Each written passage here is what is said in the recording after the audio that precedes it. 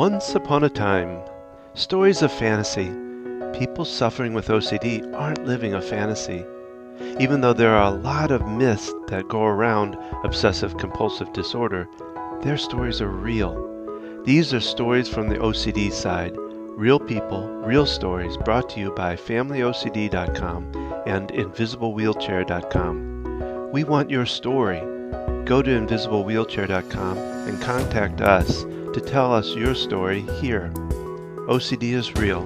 OCD treatments are real. OCD recovery is real. And so are these stories.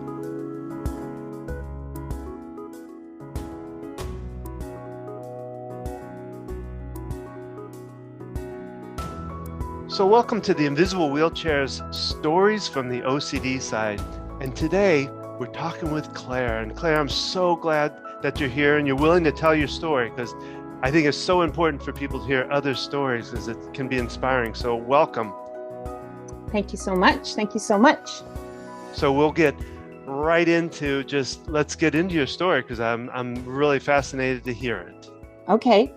So my name is Claire Ross Dunn. I live in Toronto, Canada. I'm a writer primarily for television, and I just published my first novel called At Last Count, which is available worldwide. And even though the book is entirely fiction, it is inspired by my own experience with OCD, so I can tell you a little bit about that. I struggled the most with OCD probably between the age of about 7 to my mid-20s. I'm not sure I'm so far recovered now, but I'm not sure that you could ever really say that somebody entirely ditches those ways of thinking. So I still struggle with things but feel like I am living a full, very high functioning life. I will say that that was quite a dark period in my youth there. And so I don't exactly know whether there was an outside trigger to my OCD. Mine presented itself as very intertwined with a fire phobia. And I do remember a tiny incident driving on the highway with my parents when I was very, very little, and my mother dropping a lit cigarette, but not paying any attention to it. And basically a child meltdown happened in the back of the car. And eventually I was so freaked out by this that my parents had to pull over to the side of the car, and they found the lit cigarette and it was fine. But I remember the intense feeling that if I were not responsible for getting that lit cigarette picked up, that the car could explode, right? There could be some interaction between the cigarette and the engine, and a terrible thing could happen and I could lose my whole family. So I don't know if that has anything to do with it, but in kind of doing my own personal work, that is a linchpin moment in my memory. I will just say, to give a bit of context, that I grew up, I'm 56, I'm almost 57. So I grew up in the 60s and 70s. And at the time, I was an only child. My parents didn't have a very good marriage. They were both people who had jobs. And so there was kind of OCD found fertile ground in that context, where I was struggling with my own thoughts on my own. My parents were distracted with the many things that they were juggling. My mother has MS. She's still alive, but she had MS from a very young age. And so there was also long-term illness in the house and dealing with that, but nobody talked about it. So there was kind of an atmosphere of we have our things, but we handle them on our own, sort of thing. And I think that I internalized that as a very young child. And so all of these OCD feelings came up, but I had no name for them, and I had no context for them and no help for them. The other thing about the 60s and 70s, as I'm sure you know, Don, is that there was no internet. So there was no way to do any research about things like this. Like now you have a question, oh, my knee hurts and it looks inflamed. And you go on the internet and you type in knee inflamed, bad weather. Oh, I might have arthritis or something like that, or maybe I should visit the doctor.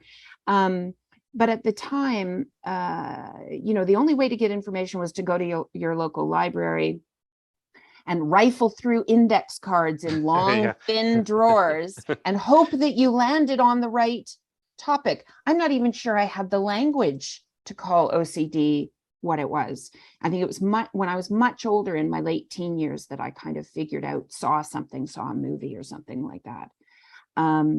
So there was no internet. There was no way to research things privately. I certainly was not going to ask my parents, because it all smacked of something strange. And I had enough the wherewithal to understand that some of the things I was thinking made no sense. And yet, years later, when I worked with a therapist, and he talked about a term which was brand new to me called parentification, when a child takes care of themselves. I was a latchkey kid, and all right, and so you're a child, you don't have the equipment to parent yourself, so you invent rules that seem to make sense to you in your kid brain, and they can be as far-fetched as, if I don't step on these cracks, those people won't die. If I don't cross this bridge when a train is going underneath it, the people in the train won't die in some kind of accident. These things, when I say them, to you now in my 50s, I think, well, this makes no sense. But at the time, I was organizing my life and my thinking patterns in a way that helped me get through the day. And OCD took over, really. The funny thing is, I will add that after high school, I went to university for theater, and I became an actor for 10 years. I went to 4 years of theater school, and I became an actor. And so it makes sense when I look back that I was such a good actor as a little kid, pulling off this charade day after day that things were okay. Yeah. But my biggest thing as a kid was counting and checking. And so 8 was my number, and I counted to 8. Everything I counted to 8. I counted my steps in 8s. And because there was a fire phobia in there, I counted the stove 8 times to make sure all the elements were off. Coincidentally, you most often have 4 stove knobs. So if you count that twice, then it equals 8. This makes a lot of sense, right? You're with me. To me, yes. Yes. Yeah. You also have 4 fingers, right? So if you count 1, 2, 3, 4, 5, 6, 7, 8, you have handy counters on each hand. How convenient. How convenient. I know. It was like my hands were the right number of fingers. It was just perfect. So I spent a lot of time, and an increasing amount of time, counting anything that I felt had to do with fire, that had the possibility of fire. So electrical outlets, fixtures, that kind of thing, plugging and unplugging lights around the house. If things were particularly bad and I was particularly anxious, I would do the round of 8s 8 times. And when I look back, I think to myself, first of all, I don't know where I found the time to do all that, but I guess I was not an adult. So once my homework was done, there was free time. There were not nearly as many channels back then either. Yeah, didn't have Hulu or. That's right, exactly. HBO and Crave. We had, if Little House on the Prairie was already done for the day and Love Boat wasn't on the one time it was on the week, then I had free time. And I also wonder, now I'm a parent myself. I have 2 children in their 20s, and I wonder how this wasn't noticed, how I managed to get through all, 15 years of my life without anybody seeing the level of distress that I was in. Anyway, I chalked that up. I don't really blame my parents. They were very occupied with important things. And I also take credit for the level of performance that I was putting on. So that is really my childhood story. I got into theater school and I became an actor. And I will say that that's another fertile territory for OCD, because I was terrified that I would forget my lines. And Oh, so the pressure of performing would cause me to show up at a theater hours before call time. And if I was in a Shakespeare show, for example, I would feel the need to run through the entire play from top to bottom, all of my lines. I somehow three added in its number there. At least it was only 3 times, not 8 times, because then I would yeah. have to show up first thing in the morning. But that was a lot of stress for me. The need to be perfect, the OCD kind of desire for things to be perfect and Yeah. for there to be certainty. The pressure of performance, literal performance, was just like a catalyst for the OCD. And so I struggled through all of that. I counted less in my 20s, I would say, but the fire phobia still existed. So if we went to a barbecue, I was under high stress, but I have yet to run a barbecue myself. I'm 56. I don't know if that's a victory. It's probably not. No, yeah. But those are some of the terms by which I live now, that this is not such a great loss. I don't need to run a barbecue. There will be somebody else. If somebody's craving barbecue, they can run the barbecue themselves. That's right. Um, and I will say that the kind of act 3 or act 2, as it were, of my OCD story, the middle section, is that I met a wonderful man, Kirk, who is my husband now. We've been married for almost 31 years. And he went to theater school with me. We weren't dating at the time, but a couple of years after we graduated from theater school, Kirk and I got together and started dating. And not long after that, got married. And Kirk had the most profound impact on my OCD for a couple of reasons. One, after he proposed to me and I said, I finally kind of explained that I didn't feel worthy of that, of marrying and having a good life with another human, and didn't think, he didn't know all of my insides. Yeah, that's a lot to hide. It's a lot to hide. And he is incredibly patient human, patient, calm, balanced individual. And we share many, many things, but I would not call myself patient. So I married a perfect antidote to my level of Ah, impatience with the world. But he said, "Oh, I get it. You're sabotaging for this for some reason, and I'm going to make sure that you don't do that."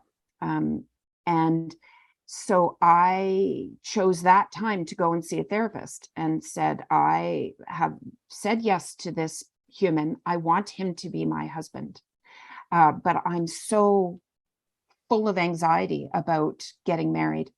And it was there that I started to truly work inside a therapist's office about on the OCD.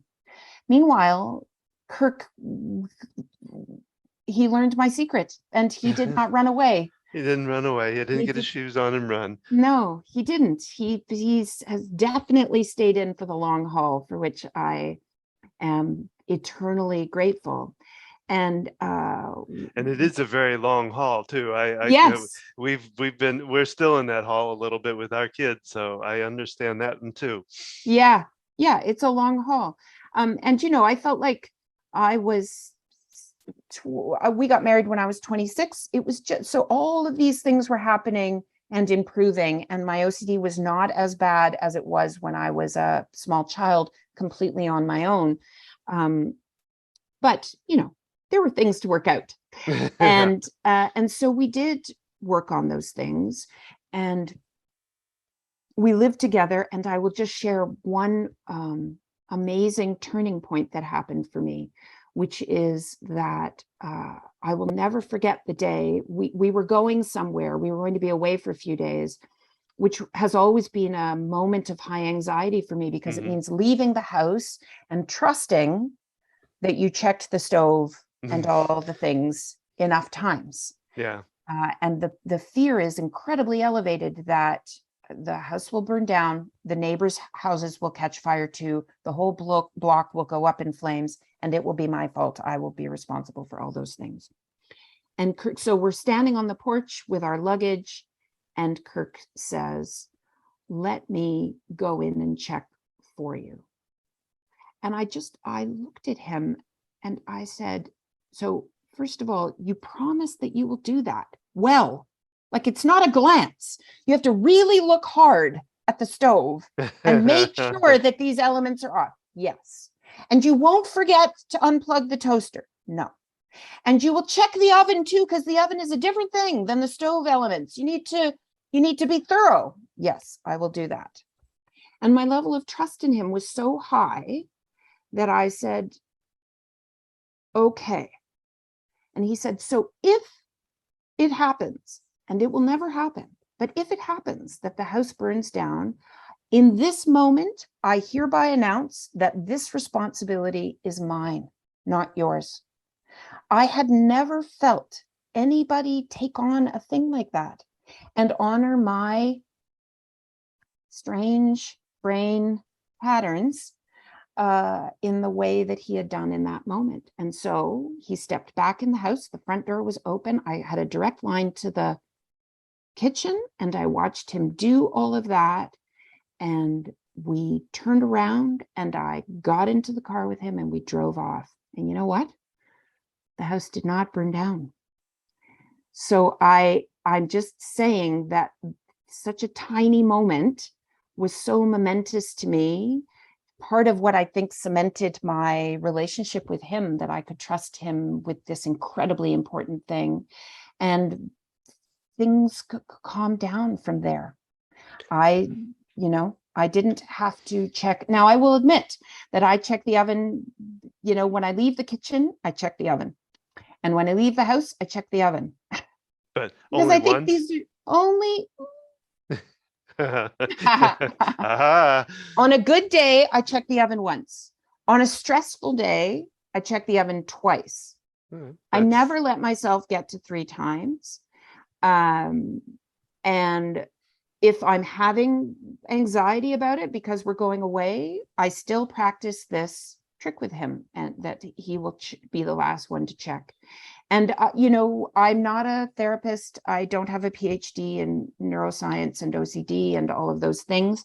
I'm sure that I should be doing exposure therapy and getting to a place where I don't. Although I have to say, I think it's a smart thing to check the oven before you leave the house. Well, yeah. See, that, we had this scenario with my first daughter where it was she had a trouble with cigarettes, and we none of us smoked it, so it wasn't anything we did. But it was a really weird place. We were just talking about this yesterday, that how do you tell her that it's okay when really in reality cigarettes can kill, Right. so it was kind of this really weird thing we had to kind of balance out as to how to, like you said, we check the stove before we leave, we Right. make sure things are unplugged or whatever. We only do it once, Right. or maybe, like you say, twice, if I go, wait a minute, I was distracted. Did I do well, that yeah, thing? or that I think, I'm 63, so it's like, okay, I want to make sure my memory is good, Right. but Yeah. so I get that. So I got a couple of questions before we get into, like, Okay. what, Act 3, I think is what we talked about. Right. Right. As far as uh, theater, and what I ask a lot of people that tell their story, I'll ask them, what good do you think came from having OCD? It's kind of a strange question, but Right. can you see any kind of good that came from it? And I've got some ideas, but I wanted to get your Oh, thoughts on it. wow. What a great question. What a great way to reframe such a hard thing. Yeah. Um, I guess mostly I would say the journey for me, when I pull way back and look at it from a mile high, was that I felt the dominant feeling I have of my childhood was one of loneliness. Mhm. And so my journey from OCD was realizing that we don't have to suffer through these things alone, Okay. that we can lean on somebody else. It's not a bad thing. We just need to find the right partner Yeah. who can help, you know. And this is going to seem like a middling answer to your question, but I would say that OCD is tricky because it makes us want to be perfect in so many ways. And so a lot of those things get reinforced in society, right? Oh, she's so good. She's Hmm. such a hard worker. She's so Yeah. diligent. She's so thorough. She completes everything that she does. She can take care of all of us. On in more than one or two writing rooms that where I have worked as a staff writer, they have called me the mama of the room. They didn't know that I had OCD, but they sensed a desire for me to like help people catch mistakes and catch, make sure that things were clean, documents were clean before they got delivered to the network and that kind of thing. And so it's a tricky thing because in a way, OCD gave me a lot of incredibly good soft skills that I have used to the success in my career. And yet on the inside, a lot of them have caused me high levels of Yeah. anxiety. So Yeah. I'm trying to, in my adulthood, discern the things that are gifts and are Hmm. good, and the things that where it's too much and I Yeah. need to pull back. It's too much pressure. I'm creating too much pressure. And the funny thing is that in general, I'm trying to teach myself to say I'm a high quality individual, which is not something that OCD likes. OCD wants to run you down and always Oh, make yeah. you feel like you're lacking so that you have to do one more round of whatever it is that you do. Um, but the truth is that if I took my foot off the gas, I would still be good. Yeah. There you go. So There you that's a go. good lesson for me too. Well, here's what my thoughts were, because Oh, good. Yes, please. I wrote down creative. You know, you talked Okay. about, the fact that the act that you were putting on. I get that, because that's why this is called the invisible wheelchair, is because Right. these things, they hide it really well. My kids hid it really. If you were coming from the outside, you wouldn't have with our kids, I know you wouldn't have a clue that they had OCD, Right. unless you could really find you could see the stress, or you could see some of the, the actions they take. But looking at them anyway, so um, I think it's, I find the kids with OCD, really special needs kids that have these disorders, are brilliant. They're Wow. they're they're, they're almost in a different plane of some sort, and I think, to me, that would have, I think, added to your creative abilities, because you have theater. We haven't talked about the book yet, and we're going Right. to talk more about that later too. But that was one thing and so it was a good, like you say, there's that balance. So there was a good side to it, because you were able to act, and you were good in theater and all of that. But there is that pressure side, and because Yeah. I was also wondering, in the theater factor, you talked about knowing your lines and going over. Did you know everybody's lines? Oh God, I hope not. Oh, I didn't. Um, I've heard of people that do that. yes, and they have a much better memory than I do. Okay. But no, I could always rehearse the few lines that would come before my lines, and then my lines, and then the few lines afterwards, and then jump forward to the next Ah, section. okay. Well, I just Yeah. that was listening to that, going, wow, I wonder if because like I said, I've heard of people. I think I actually know somebody that would know all the lines, so that they could have done any part in the, Right. so that takes a brain much stronger and bigger than mine, I guess, or Mine too. something. Well, let's just kind of touch on the book, and like I say, we're gonna, for the audience, just to know, we're gonna delve into this more in another interview coming up, probably in another month. We're Great. gonna interview, and we're gonna really delve into it. But tell us a little bit about your book, and Okay. maybe just a brief of why you decided to write a book. Sure. Well, here's the funny thing. I will leave you with a teaser for Oh, our next interview, which is that I did not realize, I mean, it sounds foolish, but I did not realize that I was writing about my own experience with OCD. ah, So I started the book. It was entirely fiction. I joined a writer's circle. We submitted to some arts councils. I got some funding, which was excellent. And then, now I need to write a book because I had a grant to write a book. And so I worked on it for several years between TV writing jobs. I kept putting it down. So I would get work and I would put it down for 6 months and work on a show and then work on it again for a few months and then put it down. And when it eventually came time to submit it to publishers, I had a complete crisis and I didn't want to do it. I didn't want to press submit. And I tried to figure out why that was. And in one of those sort of moments that you see in movies where you think that never happens, that totally happened. I literally stopped in the middle of the road and realized, oh no, I have written a character who has all of my insides on the page. It was about this woman's journey with OCD. wow. And so I was petrified of being found out at that point in my life. So that was 2011 when I started sending the book out to publishers. Only 4 people knew that I had OCD. My husband, and then a couple others, my in-laws, my parents, nobody knew other than my kind of few best friends and my husband. So I can't say that I wrote a book because I wanted to, talk about the experience of OCD and hope to contribute to the conversation of OCD.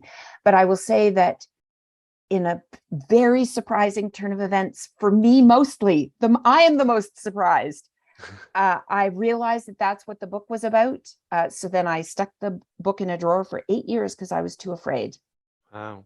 Wow. And then at the beginning of COVID, pulled it out, reread it, thought, this is a good book. I need to be brave. I feel braver now in my 50s, and sent it out, but still thought I could maybe get it considered without telling anybody that I had OCD. It's me. It's me. It's really It's me. not me. It's not me. No, look over there. That's right. Because it's fiction. I could easily just say it's fiction, but then I had to talk about it. And I thought, if I, pass this whole opportunity by because I'm out because of fear, I will never forgive myself. And so I started talking, and it's been the biggest gift for me, and does feel like it's an opportunity, a way to talk more about something that doesn't get talked about a lot. So that's the podcast clips that you got a list, a taste of. Well, no, if you want wonderful. to check it out, again, you go to FocusedHealthyFamilyPodcast.com. Maybe if you could give, you can also find it on our website, FocusedHealthyFamily.com. Ideas for somebody that's just finding out again, that they got OCD. We would love any What would help. you say to them? What would you your, have I don't know if I want to say advice or your thoughts be for them in you're a professional that proceeding forward, works with families or works with